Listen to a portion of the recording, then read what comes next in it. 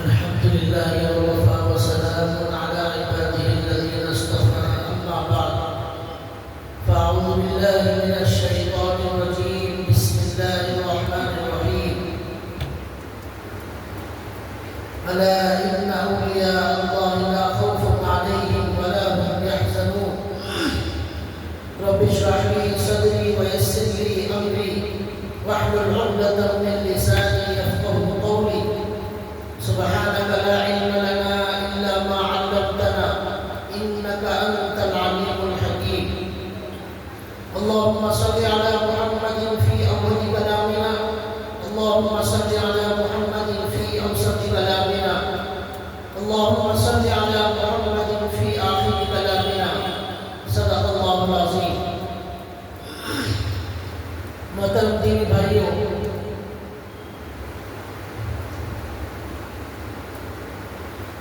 ہمارے سامنے گزشتہ دو جمعے سے یہ عنوان چل رہا ہے کہ اللہ تعالیٰ نے قرآن کریم میں فرمایا وَمَا يُؤْمِنُ أَكْثَرُهُم بِاللَّهِ إِلَّا وَهُمْ مُشْرِكُونَ۔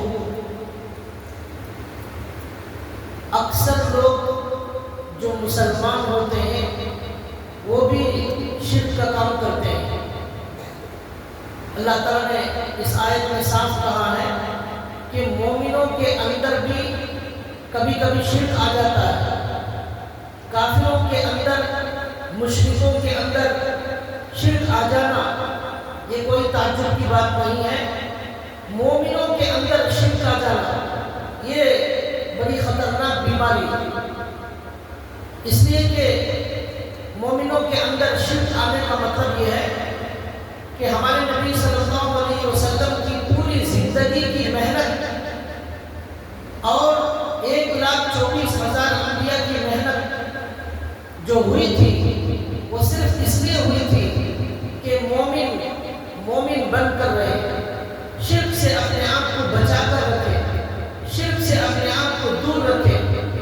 لیکن جب مومن بھی شرک کا کام کرے گا تو قرآن کریم کے اندر ہزاروں آیتیں ایک اللہ کو پکارنے کا حکم دیتی ہیں، ایک اللہ کے سامنے مانگنے کا حکم دیتی ہیں، ساری کی ساری آیتیں صرف ایک اللہ پر بھروسہ کرنے کا حکم دیتی ہیں۔ ان آیتوں کا کیا ہوگا؟ تو اس لیے ایک بہت بڑی خطرناک بیماری ہے وہ شرک کی بیماری، اس کے دروازوں کو بند کرنا ہے اور دور دور تک رائی کے دانے کے برابر بھی شرک کسی بھی طریقے سے ہمارے اندر داخل نہ ہو، اس کی کوشش اور فکر کرنا ہے۔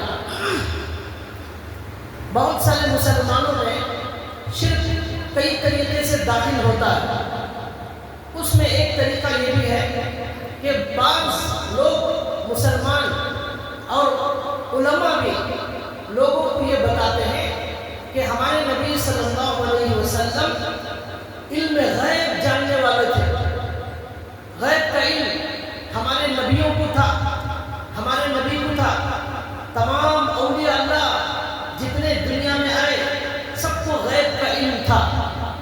یہ ماننے والے آج مسلمانوں میں سے ایک جماعت موجود ہے، اور جاہل نہیں، عالم لوگ بھی موجود ہیں، علماء بھی موجود ہیں جو ایسا بدترین عقیدہ رکھتے ہیں اپنے دلوں کے اندر کہ انبیاء اور اولیاء اللہ علم غیب کو جاننے والے تھے۔ یہ عقیدے کے رکھنے کی وجہ سے بھی شرک کا دروازہ کھل جاتا ہے، اور یہ بدترین عقیدہ ہمیں ہمارے ایمان کو کمزور کر دیتا ہے اور شرک کی دہلیز پر ہم قدم رکھ دیتے ہیں۔ تو اس لیے اپنے عقیدوں کو صحیح رکھنا بہت ضروری ہے۔ ایمان اسی وقت ایمان رہے گا جب ہمارا عقیدہ صحیح رہے گا۔ عقیدے کا بگاڑ بہت بڑا طوفان ہے۔ آج شہروں کے اندر زلزلہ آ جاتا ہے، سارے لوگ پریشان ہو جاتے ہیں، سب مل کر ان کی مدد کرنا شروع کر دیتے ہیں، اور کہیں طوفان آتا ہے سارے لوگ ان کی مدد کرنا شروع کر دیتے ہیں۔ اسی طرح کہیں بیماری آتی ہے، سب لوگ ان کی بیماری کی مدد کرنا شروع کر دیتے ہیں۔ ہر اخبار میں، ہر نیوز چینل میں یہ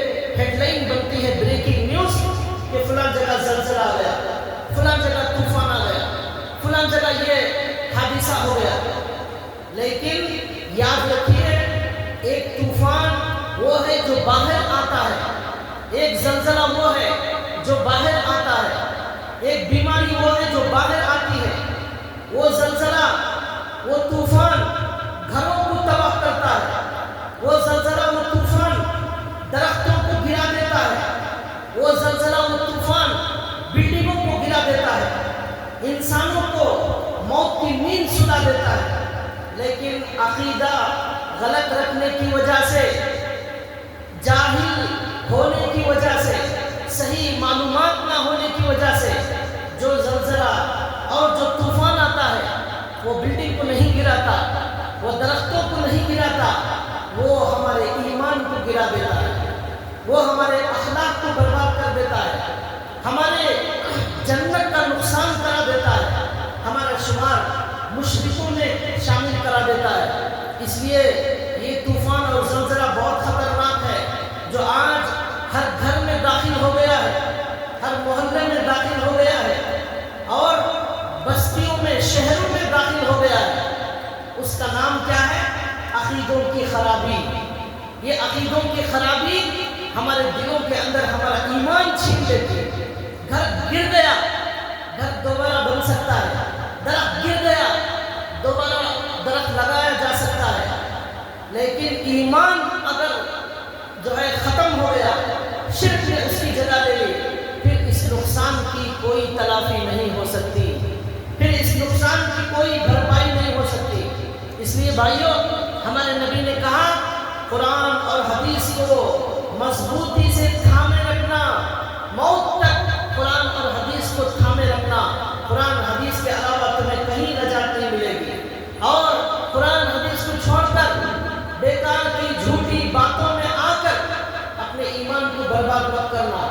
اس میں سے ایک عقیدہ پہلا کیا ہے؟ لوگوں نے اپنے نبیوں کے اور اولیاء اللہ کے مقام کو ان کے مقام سے زیادہ بلند کر دیا۔ ہمارے نبی کا، تمام نبیوں کا بہت اونچا مقام ہے، لیکن اس مقام کی بھی ایک حد ہے، اسی حد میں رکھنا ضروری ہے ان کا مقام۔ اس سے زیادہ آگے بڑھائیں گے، یہ بھی ہمارے عقیدے کی خرابی، یہاں بھی شرک داخل ہو جائے گا۔ اولیاء اللہ، جو اولیاء اللہ ہوتے ان کا بہت بڑا مقام، لیکن اس کی ایک حد مقرر ہے، اس سے آگے کا اگر مقام دیں گے تو ہمارا ایمان خراب ہو جائے گا، ہمارا عقیدہ خراب ہو جائے گا۔ مثال کے طور پر بعض لوگ یہ سمجھتے ہیں، ایک جماعت مسلمانوں کی یہ سمجھتی ہے انبیاء اکرام، اولیاء اللہ علم غیب کو جانتے ہیں۔ یہ عقیدہ ہے جو ہمارے درمیان شرک پیدا کرتا ہے۔ قرآن کریم میں صاف اللہ نے کہا، اے نبی آپ کہہ دیجئے لا اعلم الغیب، میرے پاس غیب کا علم نہیں ہے۔ قرآن کہہ رہا ہے، لیکن لوگ کہتے نہیں ہمارے نبی کے پاس غیب کا علم ہے۔ عجیب بات ہے، قرآن صاف کہتا ہے اے نبی آپ کہہ دیجئے لو کنت اعلم الغیب لاستکثرت من الخیر، غیب کا علم مجھے ہوتا تو میں اور زیادہ اچھے کام کرتا اور بھلائی کے کام کرتا، لیکن میرے پاس غیب کا علم نہیں ہے۔ لا املک لکم ضرا ولا نفعا، نبی کہتے ہیں، قرآن کریم کے اندر آیت موجود ہے، لوگوں میں نہ کسی نفع کا مالک ہوں نہ نقصان کا مالک ہوں، مالک تو نفع نقصان کا اللہ ہے۔ تو نبیوں کا، ولیوں کا مقام ان کے مقام سے زیادہ بڑھا دینا، وہ کیا ہے؟ ان کا مقام یہ نہیں ہے کہ یہ کہا جائے کہ ان کے پاس علم غیب ہے، یہ بالکل قرآن کریم کی آیت کے خلاف اور حدیثوں کے خلاف۔ تو ان کا مقام اتنا جتنا ہے اتنا ہی رکھنا چاہیے۔ اگر ہمارے پاک نبی کے پاس علم غیب ہوتا تو ایک مرتبہ ہمارے نبی صلی اللہ علیہ وسلم کے پاس گوشت میں ملا ہوا زہر، وہ زہر ملا ہوا گوشت ہمارے نبی کے پاس آیا، تو ہمارے نبی صلی اللہ علیہ وسلم کو اگر غیب کا علم ہوتا، چھپی ہوئی باتوں کا علم ہوتا، تو ہمارے نبی وہ گوشت نہ کھاتے اور کہتے تھے کہ مجھے معلوم ہو گیا ہے کہ اس گوشت میں زہر ہے، لیکن ہمارے نبی کو اس وقت معلوم نہیں ہوا، ہمارے نبی نے وہ گوشت کھا لیا۔ اس کی وجہ سے ہمارے نبی کی طبیعت میں فرق پڑ گیا،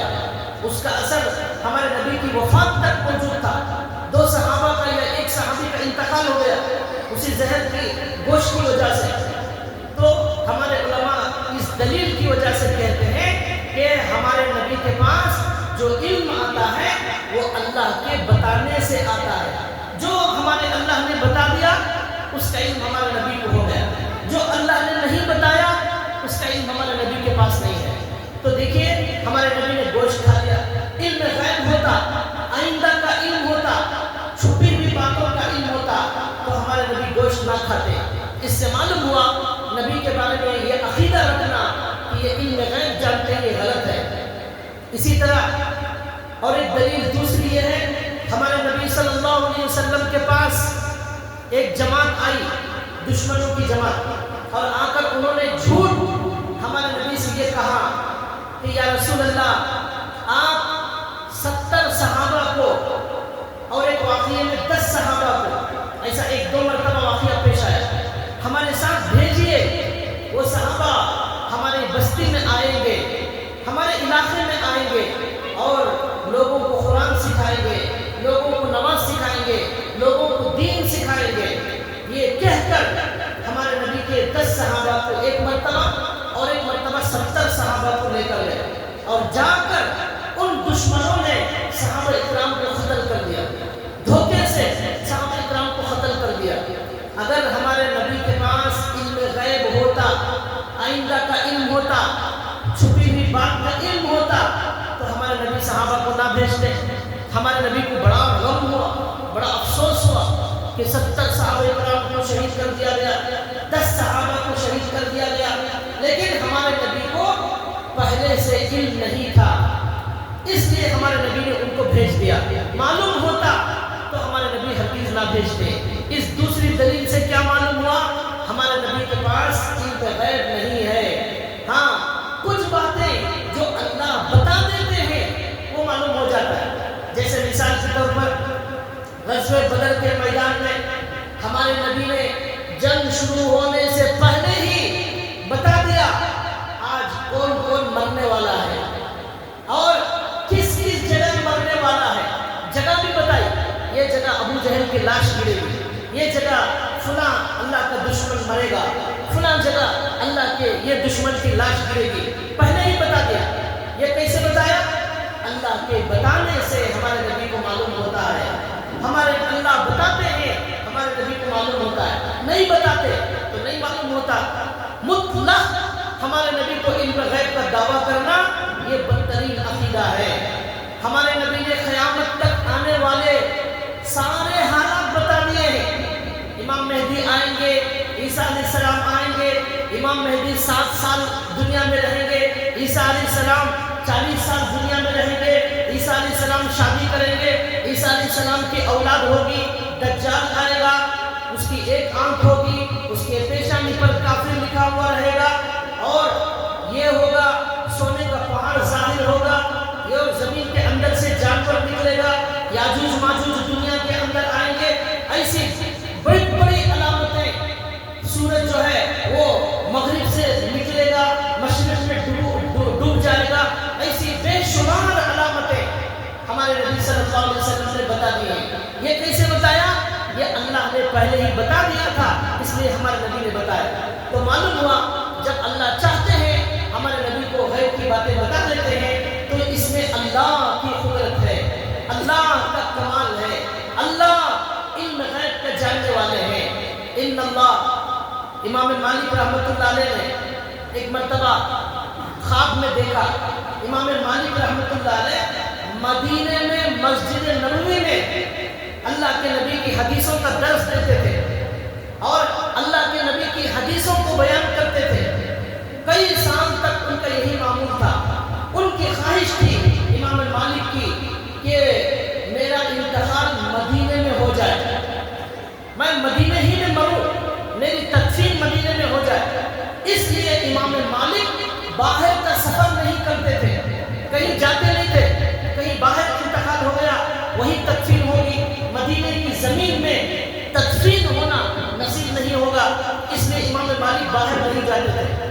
تو چنانچہ کیا ہوا، ایک مرتبہ خواب میں امام مالک نے دیکھا کہ ہمارے نبی صلی اللہ علیہ وسلم خواب میں آئے۔ اللہ تعالیٰ ہم سب کو ہمارے نبی کو خواب میں آنے کی زیارت کی توفیق عطا فرمائے۔ تو ہمارے نبی صلی اللہ علیہ وسلم خواب میں آئے، اور ایک حدیث ہمارے نبی نے فرمائی ہے کہ جس کے خواب میں حضور آتے ہیں وہ حضور ہی ہیں، کوئی دوسرا وہ آپ کے خواب میں حضور کے جیسا بن کر نہیں آ سکتا۔ شکل بدل سکتی ہے، ہو سکتا ہے کسی اور کی شکل میں آ جائے، لیکن ہمارے نبی ہی آپ کے خواب میں آئیں گے۔ تو کوئی اور شیطان دوسرے کی طرح ہمارے نبی بن کر آپ کو خواب میں نہیں دکھا سکتا۔ اگر نبی آئے ہیں، نبی ہی آئے ہیں۔ تو بہرحال امام مالک رحمۃ اللہ علیہ کو خواب میں اللہ کے نبی صلی اللہ علیہ وسلم کی زیارت ہوئی، تو امام مالک نے ہمارے نبی سے پوچھا، یا رسول اللہ میں ایک بات جاننا چاہتا ہوں کہ میں کتنے دن زندہ رہوں گا دنیا میں، یہ معلوم ہو جائے تو میں مدینے سے باہر سفر میں جانا ہے یا نہیں جانا ہے، مجھے معلوم ہو جائے گا۔ تو میں اگر سفر ہے تو واپس آ جاؤں گا، میں مدینے ہی میں مرنا چاہتا ہوں، اس مقدس سرزمین میں دفن ہونا چاہتا ہوں۔ اللہ کے نبی نے ہاتھ سے اشارہ کیا، اس طرح 5 انگلیاں بتائی۔ اب ان کو خواب سمجھ میں نہیں آیا، خواب ختم ہو گیا۔ امام مالک رحمۃ اللہ علیہ، ابن سیرین رحمۃ اللہ علیہ، اس زمانے کے بہت بڑے عالم، خواب کی تعبیر دینے کے بہت بڑے امام، خواب کی تعبیر کا بڑا علم اللہ نے ان کو عطا فرمایا تھا۔ تو امام مالک نے ایک آدمی کو بھیجا اور جا کر کہا کہ یہ خواب کی تعبیر پوچھ کر، میں نے ہمارے نبی کو دیکھا اور میں نے سوال کیا، میں مدینے میں مرنا چاہتا ہوں، اس لیے میں سفر نہیں کرتا، آپ یا رسول اللہ بتا دیجئے میری زندگی کتنے دن کی باقی ہے۔ تو ہمارے نبی نے ہاتھ سے اشارہ کیا، تو خواب کے جواب میں ابن سیرین رحمۃ اللہ علیہ نے کہا، ہمارے نبی نے قرآن کریم کی ایک آیت کی طرف اشارہ کیا ہے، وہ آیت کیا ہے؟ ان اللہ عنده علم الساعہ، 5 چیزوں کا علم سوائے اللہ کے کسی کے پاس نہیں ہے، 5 چیزوں کا علم سوائے اللہ کے کسی کے پاس نہیں ہے۔ یہ ہمارے نبی نے کہا 5 کا مطلب 5 چیزوں کا علم سوائے اللہ کے کسی کے پاس نہیں۔ سورہ لقمان کی آخری آیت، ان اللہ عنده علم الساعہ، پہلا علم اللہ کے پاس قیامت کا علم ہے، یہ علم دنیا میں کسی کے پاس نہیں۔ قیامت کب آئے گی کوئی نہیں بتا سکتا۔ بعض لوگ بیانوں میں یوٹیوب میں جھوٹ بولتے ہیں، 2025 میں آ جائے گی اور 2026 میں آ جائے گی، گویا کہ اللہ نے ان کو بتا دیا ہے کہ یہ تم بتا دو۔ یہ سب بکواس جھوٹی باتیں، کوئی بھی ہو، بڑا ہو یا چھوٹا ہو، عالم ہو، جو بھی بتائے وہ غلط بتا رہا ہے۔ کیوں؟ قرآن کیا کہہ رہا ہے؟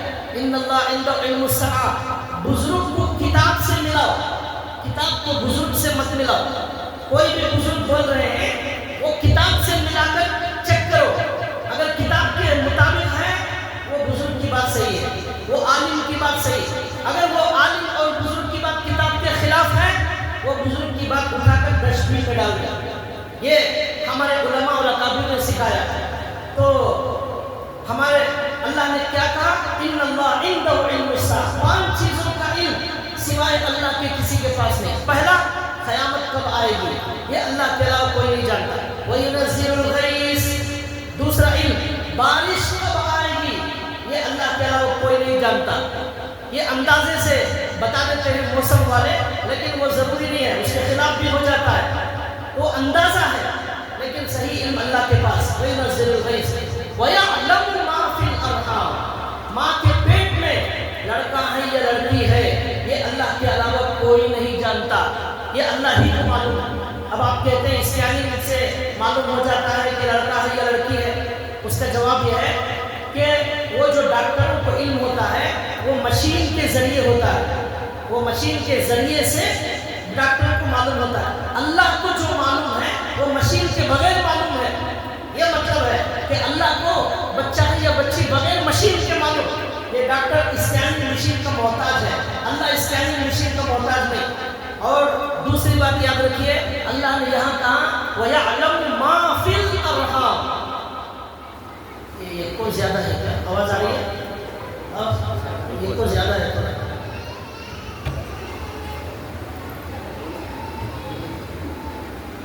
وَيَعْلَمُ مَا فِي الْأَرْحَامِ، تو یہاں اللہ تعالیٰ نے یہ کہا کہ جو کچھ ماں کے پیٹ میں ہے وہ اللہ کے علاوہ کوئی نہیں جانتا۔ اس کا مطلب یہ ہے وہ ماں کے پیٹ میں صرف لڑکا ہے یا لڑکی وہی نہیں، بلکہ وہ لڑکا اور لڑکی جو ہے وہ آئندہ جا کر ان کا رزق کتنا ہے، وہ کب مریں گے، وہ کب بیمار ہوں گے، ان کی عمر کیا ہوگی، وہ مومن ہوں گے یا مشرک ہوں گے، یہ سارا علم اللہ کے پاس ہے۔ صرف لڑکا اور لڑکی ہونے کا علم نہیں ہے۔ ماں وَيَعْلَمُ ماں کے معنی آتے ہیں اس پیٹ میں، ماں کے پیٹ میں جو کچھ ہے۔ مطلب یہ ہوا کہ وہ لڑکا کافر ہوگا، مومن ہوگا، جنتی ہوگا، جہنمی ہوگا، صحت مند ہوگا، بیمار ہوگا، کتنا کمائے گا، کتنا رزق ہوگا، کہاں رہے گا، ساری تفصیلات یہ اللہ کو معلوم ہے، یہ دنیا میں کسی کو معلوم نہیں۔ وَيَعْلَمُ مَا فِي الْأَرْحَامِ۔ چوتھی چیز وَمَا تَدْرِي نَفْسٌ مَاذَا تَكْسِبُ غَدًا۔ آئندہ کل کیا ہونے والا ہے یہ دنیا میں کوئی نہیں بتا سکتا۔ آئندہ کل کیا ہونے والا کوئی نہیں جانتا۔ شادی کریں گے تو آئندہ اس کی لائف کیسی ہوگی، اچھا شوہر ملے گا، برا ملے گا، یہ کوئی نہیں بتا سکتا۔ وَيَعْلَمُ مَا فِي الْأَرْحَامِ۔ یہ دکان کھولیں گے یہ چلے گی یا نہیں چلے گی کوئی نہیں بتا سکتا دنیا کے اندر سوائے اللہ کے، کوئی نہیں جانتا۔ وَيَعْلَمُ مَا فِي الْأَرْحَامِ وَمَا تَدْرِي نَفْسٌ مَاذَا تَكْسِبُ غَدًا وَمَا تَدْرِي نَفْسٌ بِأَيِّ أَرْضٍ تَمُوتُ۔ پانچواں علم، کس زمین پر کب مرنے والے ہیں اللہ کے علاوہ کوئی نہیں جانتا۔ کہاں مرنے والے ہیں، کب مرنے والے ہیں یہ کوئی نہیں جانتا۔ انڈیا والا جا کر مکے میں مرتا ہے، مکے والا انڈیا میں آ کر مرتا ہے، بنگلور والا بمبئی میں مرتا ہے، بمبئی والا گجرات میں مرتا ہے، یہ اللہ کے علاوہ کسی کے پاس علم نہیں ہوتا اس کا۔ تو ابن سیرین رحمۃ اللہ علیہ نے کہا خواب میں ہمارے نبی نے 5 انگلیاں بتا کر یہ 5 قرآن کی آیتوں کی طرف اشارہ کیا، 5 باتوں کی طرف اشارہ کیا کہ اللہ کے علاوہ ان کا علم کسی کے پاس نہیں۔ تو امام مالک کے سوال کا جواب مل گیا۔ کیا سوال کا جواب تھا کہ میں کب مرنے والا ہوں، تو میں مدینے کے باہر جاؤں یا نہ جاؤں یہ اللہ کے علاوہ کسی کے پاس علم نہیں ہے۔ تو بھائیوں یہ بتانا تھا کہ سب سے پہلی بات جو شرک کے دروازے کھلے ہوئے ہیں، شرک ہمارے اندر آ رہا ہے، وہ اس غلط عقیدے کی وجہ سے آ رہا ہے کہ ہمارے نبی کے پاس علم غیب ہے۔ ان آیتوں سے، ان دلیلوں سے معلوم ہو گیا کہ ہمارے نبی کے پاس علم غیب نہیں ہے۔ اور ہمارے نبی کے پاس علم غیب ہوتا تو ہمارے نبی صلی اللہ علیہ وسلم زہر کا گوشت نہ کھاتے اور دشمنوں کے ساتھ صحابہ کو نہ بھیجتے، لیکن دشمنوں نے لے جا کر صحابہ کو قتل کر دیا۔ ایسے بے شمار دلائل موجود ہیں جس سے معلوم ہوتا ہے کہ ہمارے نبی کے پاس علم غیب نہیں ہوتا۔ باہر کوئی صحابی دروازہ مارتے ہیں تو ہمارے نبی پوچھتے ہیں کون، وہ صحابی کہتے ہیں انا انا، انا کے معنی میں۔ تو ہمارے نبی نے کہا یہ انا انا بولنے کی کیا ضرورت ہے، انا انا سے مجھے کیا معلوم ہوگا کون آیا ہے، نام بولنا چاہیے، نام نام بولو تب مجھے معلوم ہوگا۔ تو اس حدیث سے کیا معلوم ہوا، اگر علم غیب ہوتا تو ہمارے نبی کو معلوم ہو جاتا کون ہے باہر، تو یہ ہمارے نبی کو معلوم نہیں ہوا۔ تو اس سے معلوم ہوا اللہ بتانے سے ہمارے نبی کو معلوم ہوتا ہے، اگر نہیں بتاتے تو معلوم نہیں ہوتا۔ اسی طرح اولیاء اللہ کے بارے میں یہ عقیدہ رکھنا، ان کو علم غیب ہوتا ہے، وہ سب جانتے ہیں، آئندہ کا علم بھی جانتے ہیں اور ان کو سب معلوم ہوتا ہے، اس لیے ان کا سجدہ کرو، ان سے دعائیں مانگو، ان کو نفع اور نقصان کا مالک سمجھو، یہ بھی ان کے درجے سے ان کو بڑھانے کے برابر ہے۔ تو یہ بات یاد رکھیے، غلو کسی کے بھی مرتبے میں غلو نہیں کرنا چاہیے، ان کا جو مقام ہے وہی مقام دیا جائے۔ اب اگر سجدہ کرنے لگے نبی کو یا کسی بزرگ کو، یہ بھی شرک کا دروازہ کھولنے والی بات۔ ہمارے نبی صلی اللہ علیہ وسلم کے پاس ایک صحابی آئے، انہوں نے کہا یا رسول اللہ میں آپ کو سجدہ کرنا چاہتا ہوں۔ ہمارے نبی نے کہا زندگی میں کرنا چاہتے ہو یا میرے وفات کے بعد؟ انہوں نے کہا نہیں زندگی میں کرنا چاہتا ہوں۔ تو ہمارے نبی نے کہا ہرگز نہیں، ہرگز اجازت نہیں، نہ میری زندگی میں، نہ مرنے کے بعد اور نہ وفات کے بعد۔ سجدے کی اجازت اللہ کے علاوہ کسی کے لیے نہیں ہے۔ سجدے کی 2 قسمیں ہیں، ایک سجدے عبادت، ایک سجدے تعظیمی، سجدے تعظیمی اور ایک سجدے عبادت، یہ دونوں کی اجازت نہیں۔ پہلی شریعتوں میں تعظیم کا سجدہ جائز تھا، جیسے آدم علیہ السلام کو فرشتوں نے سجدہ کیا، اسی طرح حضرت یوسف علیہ السلام کے بھائیوں نے ان کو سجدہ کیا. یہ سجدہ تعظیمی ہے جو پہلی شریعت میں جائز تھا، ہماری شریعت میں اس کو بھی منع کر دیا گیا. اب ہماری شریعت میں نہ سجدہ عبادت جائز ہے نہ سجدہ تعظیمی جائز ہے. اگر آپ کسی کو سجدہ کرتے ہیں تو ان کا مقام بہت زیادہ بلند کر دیتے ہیں. جو مقام اللہ نے نہیں دیا وہ مقام ان کو دیتے ہیں. یہ بات ہمارے شریعت میں اس کی اجازت نہیں ہے، غلو کرنے کی اجازت نہیں ہے. ہمارے اولیاء اللہ، ہمارے بزرگان دین نے ہمیں یہی سبق سکھایا ہے کہ آپ مانگو تو اللہ سے مانگو، اور بزرگوں کا مقام حد سے زیادہ آگے نہ بڑھاؤ. وہ نفع اور نقصان کے مالک نہیں ہیں. اب سوال یہ ہے کہ کیا ہم جو ہے قبرستان نہ جائیں، اولیاء اللہ کے مزارات پر نہ جائیں؟ اس کا جواب یہ ہے جانا چاہیے. ہمارے نبی صلی اللہ علیہ وسلم نے فرمایا كنت نهيتكم عن زيارة القبور فزوروها فإنها تذكر الآخرة. اے لوگو، میں نے تم کو قبرستان جانے سے منع کیا تھا، مردوں کی زیارت کرنے سے منع کیا تھا، لیکن اب اجازت دیتا ہوں، جاؤ فزوروها، قبرستان جاؤ، مزارات پر جاؤ. کیوں جاؤ؟ جانے کا مقصد کیا ہے؟ ہمارے نبی کہتے ہیں فَإِنَّهَا تُذَكِّرُ الْآخِرَةَ. جانے کا مقصد یہ ہے کہ ان کی موت تمہاری موت کو یاد دلاتی ہے، ان کی موت تمہیں تمہاری آخرت کو یاد دلاتی ہے. اور وہاں جانے سے یہ معلوم ہوگا ایک زمانے میں اتنے بڑے اللہ والے تھے لیکن آج ان کی بھی موت آ گئی. مجھے بھی ایک دن مرنا ہے، میں بھی قبرستان میں دفن ہونے والا ہوں، میں بھی ایک دن اللہ کے پاس جانے والا ہوں، اس لیے وہاں پر جانا ہے. اور ایک مسئلہ سن لیجئے، اگر کوئی ولی، کوئی بزرگ زندہ ہے تو اس زندے ولی کے پاس جا کر دعا کی درخواست کرنا جائز ہے. حضرت آپ میرے لیے دعا کر دیجئے، یہ بالکل جائز ہے. اس کے بعد اور کوئی اولیاء اللہ زندے ہیں، ان کے واسطے سے آپ اللہ سے دعا کر سکتے ہیں. اے اللہ فلاں بزرگ جو زندہ ہیں ان کے صدقے میں آپ سے دعا کرتا ہوں، اے اللہ مجھے شفا عطا فرما. یہ بھی جائز ہے. کسی بزرگ کا انتقال ہو گیا، آپ ان کے مزار پر جائیں، جانے کے بعد یہ کہیں اے اللہ میں آپ سے مانگتا ہوں، آپ ہیں بگڑی بنانے والے، آپ ہیں شفا دینے والے، آپ ہیں بیماری کو دور کرنے والے. اے اللہ ان بزرگ کے صدقے میں، ان بزرگ کے واسطے سے، ان کی برکت سے اے اللہ میری دعا قبول فرما، اے اللہ مجھے شفا عطا فرما. یہ صورت بھی جائز ہے، یہ صورت بھی جائز ہے. لیکن آپ قبرستان میں جائیں اور قبر والے سے کہیں کہ آپ مجھے شفا دے دیجئے، یہاں شرک میں داخل ہو جائیں. ان سے نہیں مانگنا ہے، مانگنا اللہ سے ہے. ان کا واسطہ دے سکتے ہیں اور ان کی برکت سے دعا مانگ سکتے ہیں، لیکن ان سے اگر مانگیں گے یہ شرک ہو جائے گا. یہ ان کا مقام نہیں ہے. یہ ان کا جو مقام تھا اتنا ہی تھا، ان کے صدقے سے اللہ سے دعا کرو یہ مقام ہے. ان سے مانگیں گے ان کے مقام سے زیادہ آگے بڑھا چڑھا کر بات ہو جائے گی اور یہاں شرک میں داخل ہو جائیں گے. یہ فرق کو یاد رکھنا چاہیے.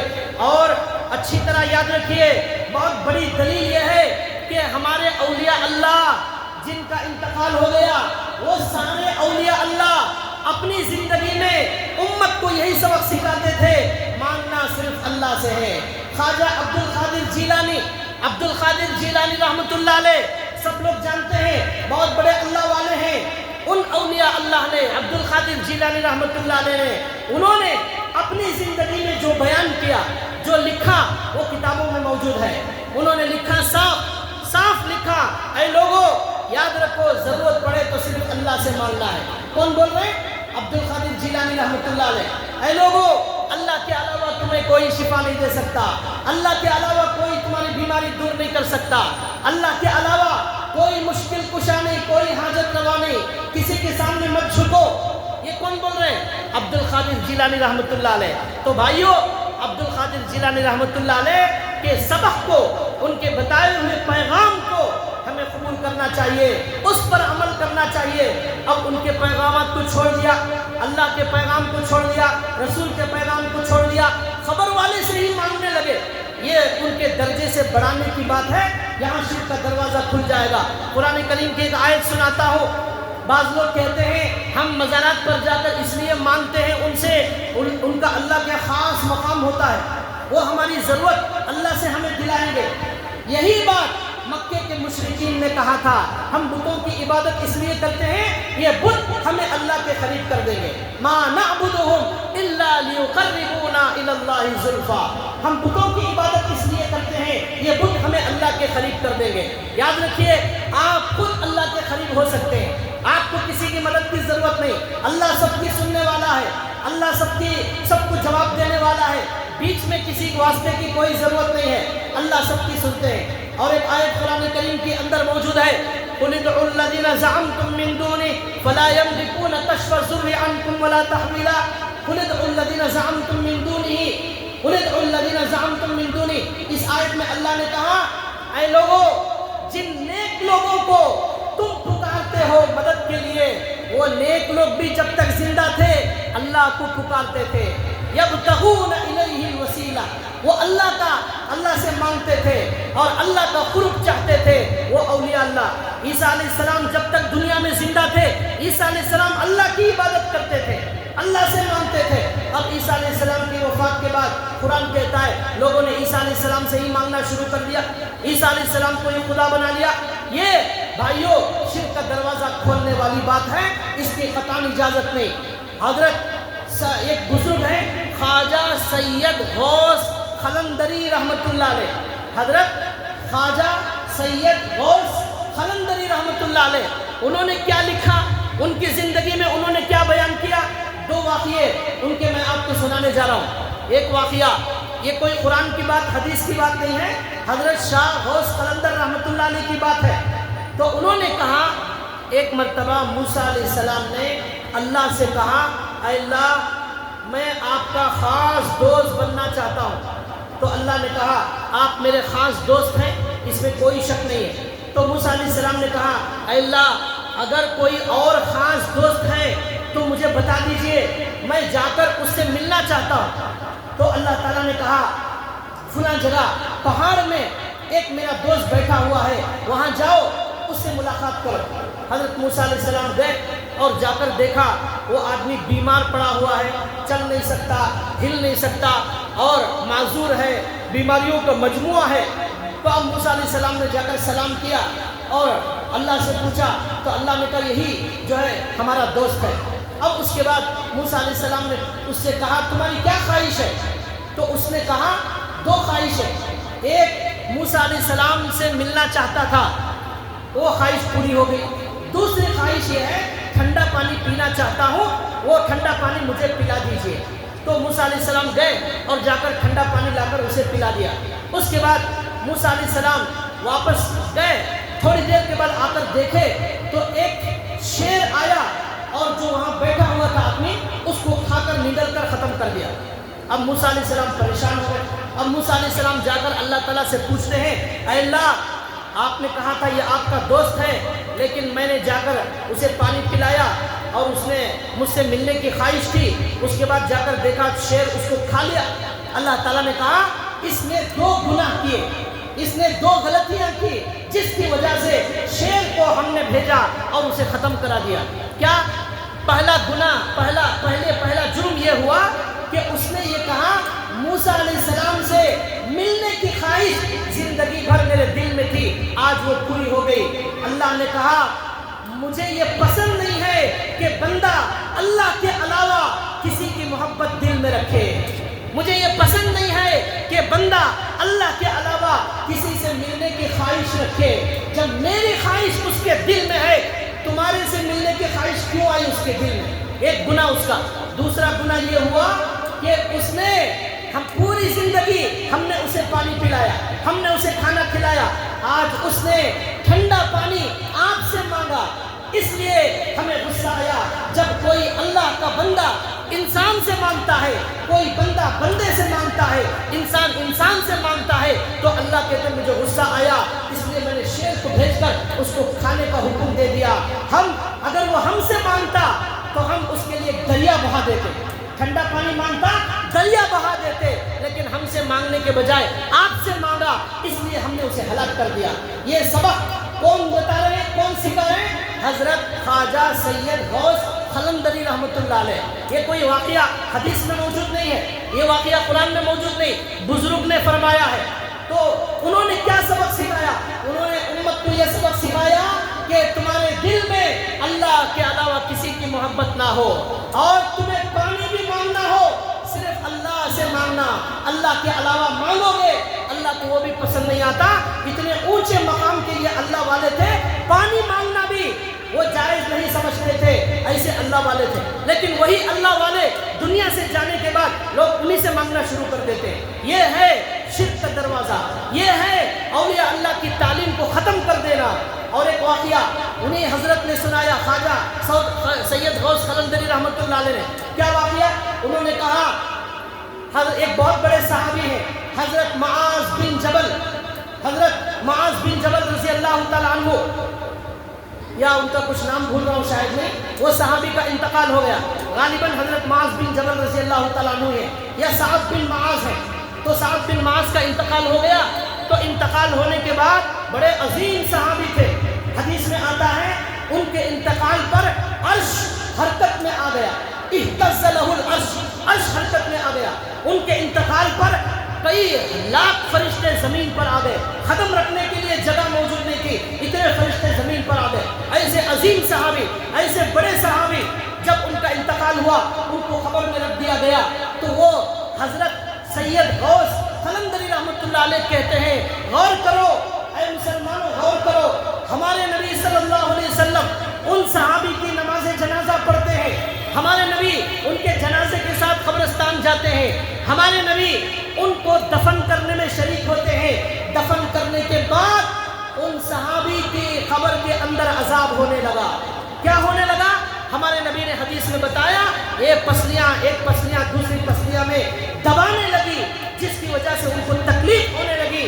ہمارے نبی نے زور سے سبحان اللہ، اللہ اکبر کہا، صحابہ نے بھی سبحان اللہ کہا۔ اس کے بعد کچھ دیر کے بعد وہ عذاب رک گیا، وہ عذاب رک گیا۔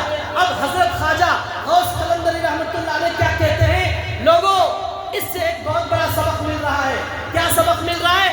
اللہ یہ بتانا چاہتے ہیں، نبی بھی اگر کسی کی قبر پر کھڑے ہو جائیں وہ عذاب کو نہیں روک سکتے، وہ عذاب کو نہیں روک سکتے۔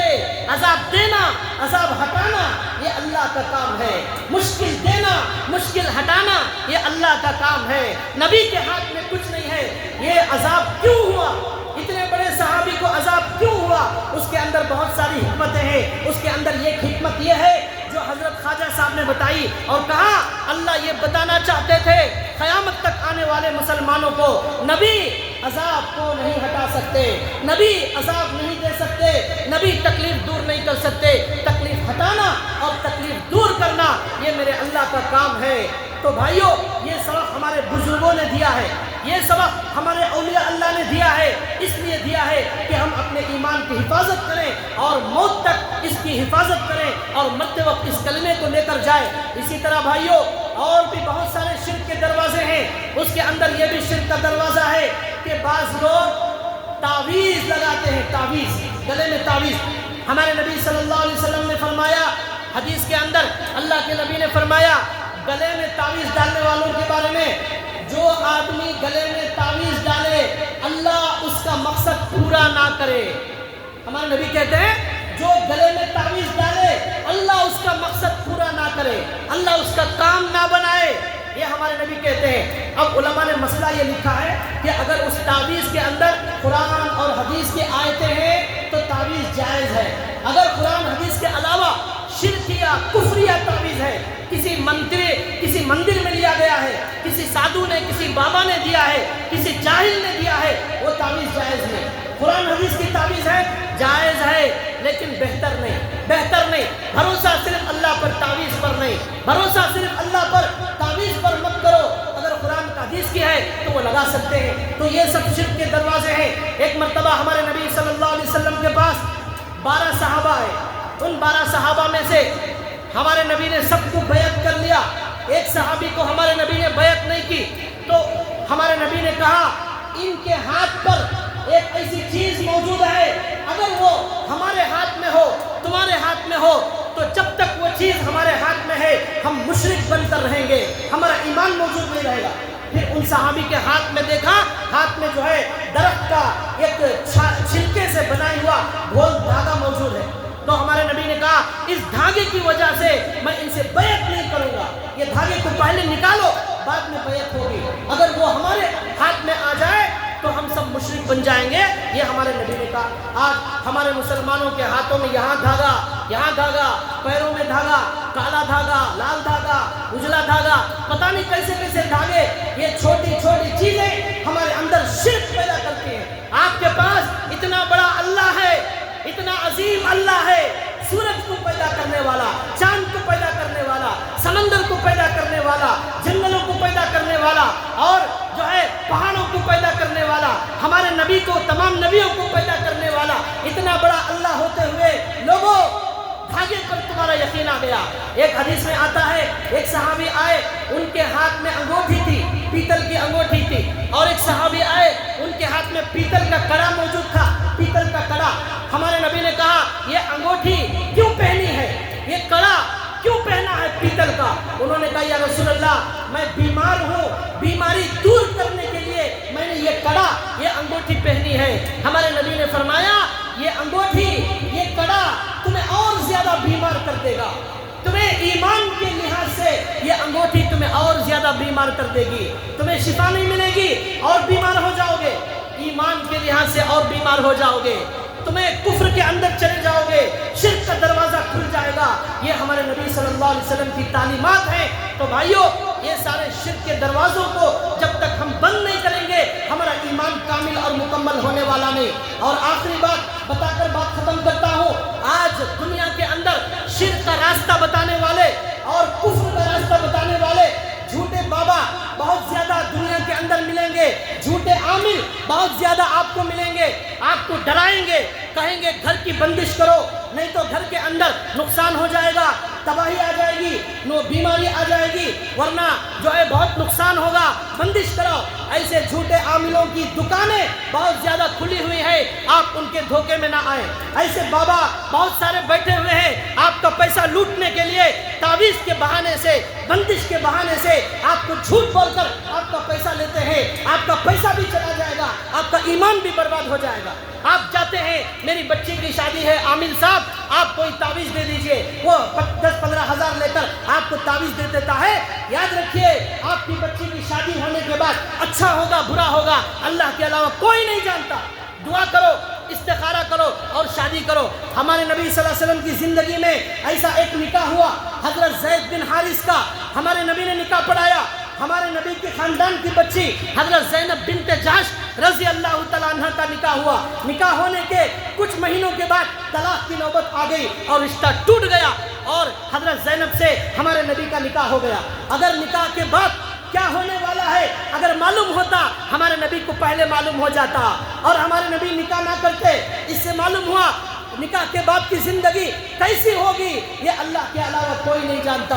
تو بھائیو یہ عاملوں کے چکر میں دھوکے میں نہ پڑے، اور یاد رکھیں مسلمان فجر کی نماز میں آ کر اللہ اکبر کہتا ہے، اللہ سب سے بڑا، ظہر میں آ کر کہتا ہے اللہ سب سے بڑا، عصر میں آ کر کہتا ہے اللہ سب سے بڑا، مغرب میں آ کر کہتا ہے اللہ سب سے بڑا، عشاء میں آ کر کہتا ہے اللہ سب سے بڑا، سجدے میں کہتا ہے سبحان ربی الاعلیٰ، رکوع میں کہتا ہے سبحان ربی العظیم، میرے اللہ سے بڑا کوئی نہیں، سجدے میں کہتا ہے میرے اللہ سے بڑا کوئی نہیں، اتحیات میں کہتا ہے میرے اللہ سے بڑا کوئی نہیں، اذان میں کہتا ہے میرے اللہ سے بڑا کوئی نہیں، قربانی میں کہتا ہے میرے اللہ سے بڑا کوئی نہیں، حج میں جا کر کہتا ہے لبیک اللہم لبیک لا شریک لک لبیک، میرے اللہ سے بڑا کوئی نہیں، عمرے کو جانے والا عمرے میں جا کر کہتا ہے میرے اللہ سے بڑا کوئی نہیں، اور ہر عبادت کرنے والا مسجد میں جا کر کہتا ہے میرے اللہ سے بڑا کوئی نہیں۔ ٹوپی کیوں پہنے ہیں؟ اس لیے کہ میرے نبی کی سنت ہے، میرے اللہ سے بڑا کوئی نہیں۔ سبحان اللہ، الحمدللہ، تسبیح پڑھنے والے کہتے ہیں اللہ سے بڑا کوئی نہیں، قرآن پڑھنے والے قرآن کھولتے ہیں یہ کہتے ہیں اللہ سے بڑا کوئی نہیں۔ یہاں سب جگہ صرف اللہ بڑا، اللہ بڑا، اللہ بڑا، اللہ کے علاوہ کوئی نہیں، اللہ کے علاوہ کوئی نہیں۔ لیکن جب جو ہے پریشانی آتی ہے، مصیبت آتی ہے، عامل کو بڑا بنا لیا، بابا کو بڑا بنا لیا، تعویذ کو بڑا بنا لیا، جھوٹوں کو بڑا بنا لیا، چوروں کو خدا بنا لیا، ناپاک لوگوں کو خدا بنا لیا۔ اے لوگوں، بڑے بڑے بال والا اللہ والا نہیں ہوتا، बड़ी बड़ी मूछे वाला अल्लाह वाला नहीं होता, पानी नहीं नहाने वाला, बदबू आने वाला अल्लाह वाला नहीं होता। अल्लाह वालों को पहचानो, अल्लाह वाला वो होता है जो 5 वक्त की नमाज पढ़ता है, अल्लाह वाला वो होता है जो तहज्जुद की पाबंदी करता है, अल्लाह वाला वो होता है जो नबी की सुन्नतों पर अमल करता है, जूते की सुन्नत, टोपी की सुन्नत, कपड़े की सुन्नत, सुरने की सुन्नत और मिसवाक की सुन्नत, ये तमाम सुन्नतों पर अमल करने वाला अल्लाह वाला होता है। इनको पहचानो, उनसे मोहब्बत करो, उनसे ताल्लुक कायम करो, तुम्हें सही दीन मिलेगा, अल्लाह की मोहब्बत मिलेगी। झूठे और जो है अल्लाह के दुश्मनों के पास जाएंगे, आपको हरगिज अल्लाह नहीं मिलेगा। जिसके पास इल्म मौजूद ना हो कभी भी वो अल्लाह वाला नहीं हो सकता। अल्लाह वाला होने के लिए इल्म जानना जरूरी है। लेकिन ये दुनिया में क्या हो गया, आज ये उम्मत जिंदे अल्लाह वालों को कोई पूछ कर नहीं देखता। जिंदे अल्लाह वालों को आप गीबत करते हैं, जिंदे अल्लाह वालों को आप जलील करते हैं, जिंदे अल्लाह वालों की गीबत करते हैं, जिंदे अल्लाह वालों के पास जाते नहीं है, उनसे नसीहत हासिल नहीं करते, उनसे इल्म नहीं सीखते। लेकिन जो है आप जिंदे अल्लाह वालों को हकीर समझते हैं, जलील समझते हैं। हाफिज कुरान जो अल्लाह वाला है हमने उसे जलील समझा, आलिम दीन जो अल्लाह वाला है हमने उसे जलील समझा। लेकिन जो झूठा, बेनमाजी और धोखा देने वाला होता है और जंगल में बैठ गया, दरख्त के नीचे बैठ गया, मोटी मोटी तस्बीह डाल लिया, आपके पैसे लूटने के लिए आ गया, ऐसे चोरों और झूठों धोखेबाजों को आपने अल्लाह वाला समझ लिया। भाइयों, ये सारे शिर्क के दरवाजे हैं, कुफ्र के दरवाजे हैं। इसलिए आंखें खोल कर जिंदगी गुजारो। ऐसा ना हो कि आप धोखे में आ जाएं, कोई चोर आपका ईमान चुरा कर ले जाए, कोई डाकू आपके ईमान पर डाका डाले, ऐसा हरगिज ना हो। भाइयों, सारी बातों का खुलासा ये है, आज मुसलमानों में भी बहुत सारे शिर्क के काम हो रहे हैं। अल्लाह हमारी हिफाजत फरमाए, अल्लाह सारी उम्मत की हिफाजत फरमाए, हमें ईमान पर जीने, ईमान पर मरने की अल्लाह हमें तौफीक अता फरमाए। व आखिर दावाना अनिल हम्दुलिल्लाहि रब्बिल आलमीन।